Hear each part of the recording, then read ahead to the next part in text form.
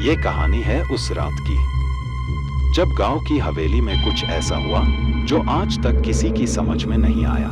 16 साल की लड़की अन्वी अपने दोस्तों के साथ ट्रूथ और डेयर खेल रही थी। अन्वी, डेयर चुनो। ठीक है, डेयर। तो फिर जाओ, हवेली के तहखाने में 5 मिनट अकेली रहो। अन्वी थोड़ी घबराती है लेकिन मान जाती है। ठीक है, जाती हूँ। वह लैंप जलाकर तहखाने की सीढ़ियां उतरती है। तहखाना धूल और जाले से भरा हुआ है। दीवारों पर पुरानी पेंटिंग्स, फटी तस्वीरें और एक टूटी हुई खिड़की। तभी एक परछाई दीवार पर हिलती है, लेकिन पास कोई नहीं है। कौन है वहाँ? लैंप झपकने लगता है। अरे ये क्या हो रहा है? एकदम सन्नाटा। फिर एक धीमी सी फुसफुसाहट। तुमने मुझे जगा दिया। दरवाजा अपने आप बंद हो जाता है। अन्वी डर के मारे चिल्लाती है।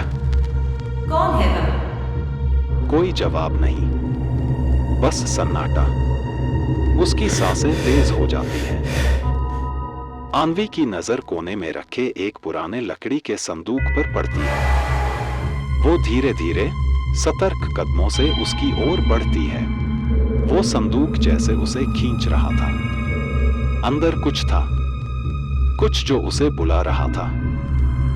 वो संदूक खोलती है। उसके अंदर एक पुरानी किताब रखी होती है जो सूखे खून के धब्बों से सनी हुई होती है। ये क्या है? जैसे ही वो किताब का पहला पन्ना पलटती है, वो खुद को हवेली के एक पुराने गलियारे में पाती है। सब कुछ धुंधला और नीला है। दीवारों पर वही पुरानी पेंटिंग्स। एक पेंटिंग में छोटी बच्ची रो रही है। दूसरी में कोई जलती हुई लकड़ियों के बीच चीख रहा है। दीदी, मुझे क्यों छोड़ दिया? नहीं, ये सच नहीं है। अन्वी वापस बेसमेंट में आती है, चिल्लाते हुए पीछे गिरती है। किताब जमीन पर गिरती है और अपने आप पन्ने पलटने लगती है। दीवारों पर चित्र अपने आप बदलने लगते हैं। एक पेंटिंग में अब उसकी बहन दिखाई देती है। ये मेरी बहन है, पर वो तो मर चुकी। एक कोने से एक परछाई निकलती है, धीरे धीरे, बिना आवाज के। उसकी शक्ल उसी बच्ची से मिलती है। तेरा वादा था, तू मुझे ढूंढेगी। मैं डर गई थी, मुझे माफ कर दो।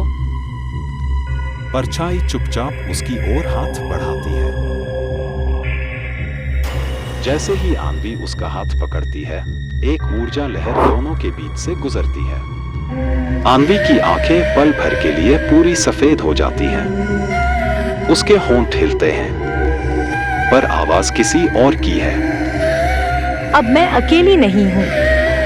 ऊपर से आवाज आती है।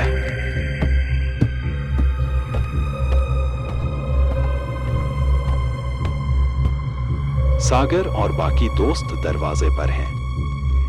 अन्वी, दरवाजा खोलो, सब ठीक है। बेसमेंट का दरवाजा खुद ब खुद खुलता है। सन्नाटा, अंदर कोई नहीं दिखता। दोस्त अंदर आते हैं। कोना खाली है। किताब अब बंद पड़ी है, लेकिन दीवार पर अब एक और नई पेंटिंग है, पर उसकी आंखें खाली हैं।